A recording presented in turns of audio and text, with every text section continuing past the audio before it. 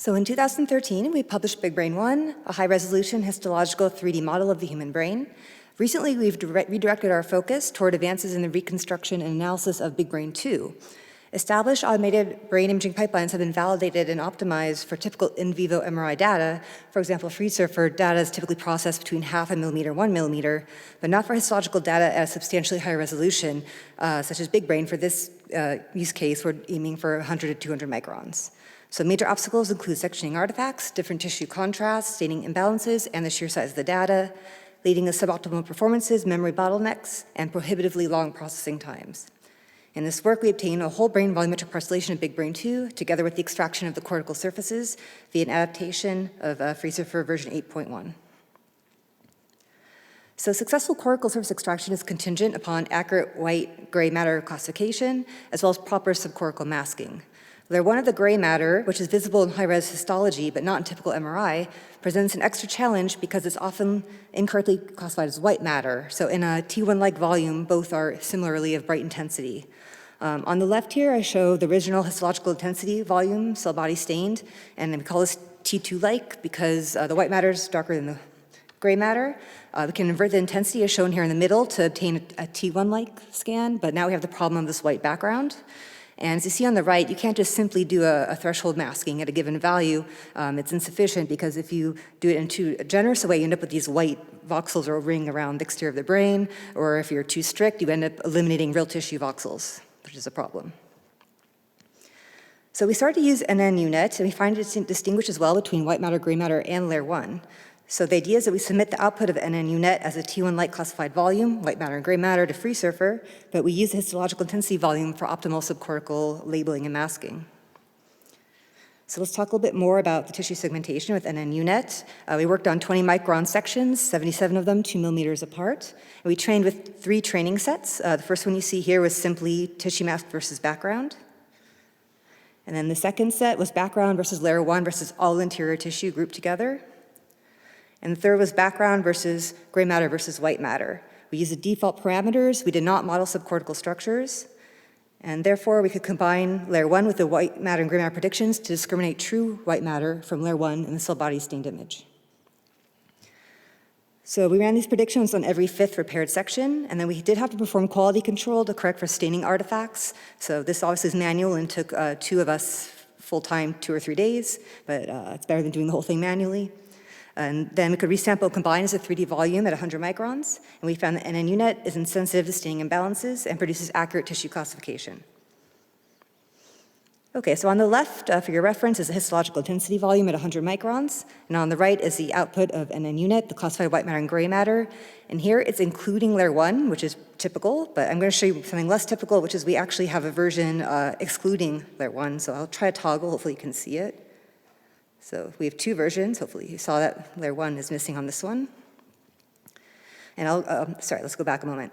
The reason we do that I'll explain more later, but downstream it helps with the gray surface expansion. So we have 2 stages, but I'll explain more later. Okay, so a problem is our NNUNet did not model subcortical structures. So we had to run MRI synseg on the original histological intensity volume. So let me walk you through how we did that. MRI synseg is a whole brain CNN volumetric parcellation tool distributed with FreeSurfer. As of this year, it's part of default Recon All. So the pros I would say are that it works on input of any contrast or any resolution, and it's fast and robust. But the cons, and a big con, is that it unavoidably downsamples all inputs to 1 millimeter. So for high resolution input less than 1 millimeter, that means although it might be robust versus not failing catastrophically, it's only robust at the scale of 1 millimeter. So in default Recon All, MRI synseg outputs aseg.presurf.mgz at 1 millimeter, and this is roughly sufficient to mask out the subcortical structures from cortical surface extraction, and to create regions of interest for post-Recon All analyses, such as hippocampal subfields. So all this to say, the FreeSurfer subcortical annotations are not high resolution. However, it's possible to conduct higher resolution analyses within the ROIs which they define. So one more quick walkthrough through MRI synseg. This is what we submit, the intensity volume at 150 microns. And the output looks like this. So it's a whole brain, but volumetric segmentation, but only at 1 millimeter. We upsample back to 150, which looks similar, but obviously it's still pixelated. We decided to smooth a little bit by 4 voxels using Convert3D Smooth Multi-Label. So even though this looks more aesthetically pleasing, it's not introducing more resolution or information. And we insert this as asag.presurf into the recon all directory. So let's talk about the main recon all pipeline. We found that 150 microns is the smallest resolution. It doesn't crash various stages. And we insert the asag.presurf, as I already described, in pre-processing. We omit a lot of stages. We omit Telerex. We already have our own transformation that we supply. We skip normalization and skull strip. These are unnecessary or take a very long time to process. For the filled volume, the subcortical mass, we found it was useful to dilate by 1 voxel. This helps preserve the thin white matter strands. And later on anyway, MRI's place surface utilizes the classified volume to refine or kind of nudge back the original surface to the final white surface. And we also use C3D again to smooth by 2 voxels. We find this improves the surface quality enough to later circumvent MRI's fixed topology. So we produce high-resolution surfaces using MRI's remesh, about 500,000 vertices per hemisphere, and we had to adjust some parameters on MRI's inflate accordingly. And as I mentioned, we skipped MRI's fixed topology because we found it was cutting off the thin white matter strands. And because we had nice input, we had a ridge surface that's already free of self-intersections. And following inflation, MRI's remove intersections took care of a few problem spots near the parahippocampal and entorhinal cortex. So importantly, we do this 2-stage peel expansion. I should mention for MRI's place surface, we had to add a lot of extra iterations, and even using 32 cores, it took a couple days per stage to process. So the first stage is from the white surface to layer 1. So earlier I showed you a volume that was excluding layer 1, so that's the first stage. And the second stage is from layer 1 to the true CSF gray matter boundary. So at the top here, I have the histological intensity volume at 100 microns, just for your reference. At the bottom is the NN unit classification, including layer 1, also at 150 microns, which is what we processed in recon all. And first, we start with the version excluding, so I'll toggle again in a moment. So we start with the version excludes layer 1. We extract the white surface, shown here in yellow. And then for the first stage of the peel expansion, we expand from the white surface, which is the yellow line, to the red you see here on the bottom. And then we do the second stage, which expands from layer 1 to the true CSF gray matter boundary. So I'll do a quick toggle again.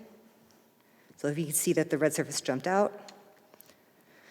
Okay, so here's a surface view of the surfaces I just showed you. This part's a little bit qualitative, but still a nice sanity check. So I have these surfaces to compare to the civet-produced surfaces, so I'm going to toggle again, and they look pretty similar. Obviously, the midline's the biggest difference, which is just depending on the custom of the software. Oops, I went too far, I'm sorry. Server. Free surfer, civet. That's all white. Okay, now I'm going to go to the peel surface. Free surfer, civet. Okay. So I'm doing a quick review. You've already seen this of what the aseg files looked like before surface extraction. So here's the 1 millimeter you already saw, and then the smooth version you already saw. What's new coming next is that now that we've extracted the surfaces, we can refine this at the resolution that we extracted the surfaces at. So hopefully you're going to see a nice jump here. So before, after, before, after. So a reminder, only the white matter and gray matter are refined more precisely at 150 microns, and the subcortical structures remain defined only at 1 millimeter. And as part of default recon all, it produces WMPark file, which is used for many post-recon all analyses, and it is a whole brain parcellation.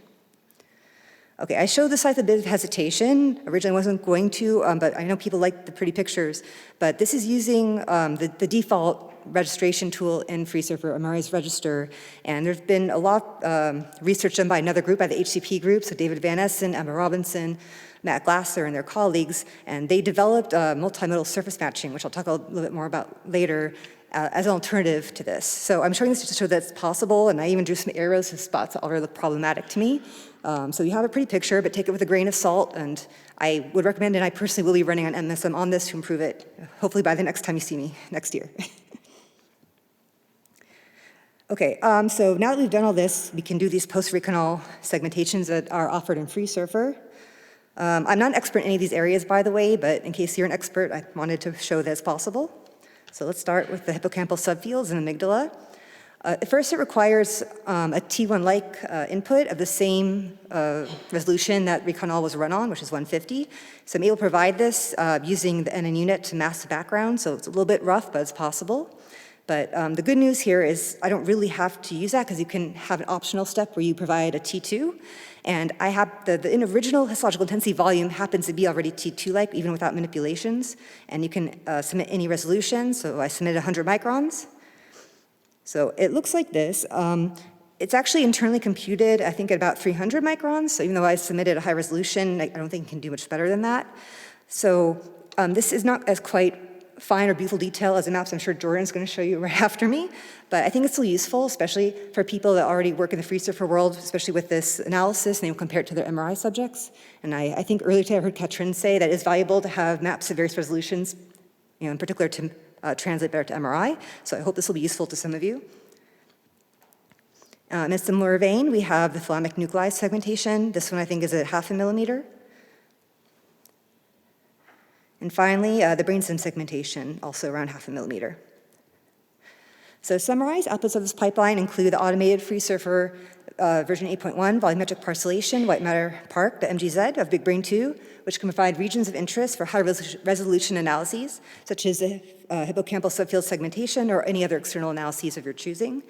And also free surfer white and gray cortical surface extractions for BigBrain 2, which are most compatible with multimodal surface matching, MSM surface registration. And indeed, my next step is to utilize these surfaces to improve MSM surface registration between BigBrain 2 and very notable and important structural MRI-derived population average surfaces, such as FS average, FSLR, and the Civet MNI 152, so we can project data better across both worlds. So I think that's it. Thanks very much.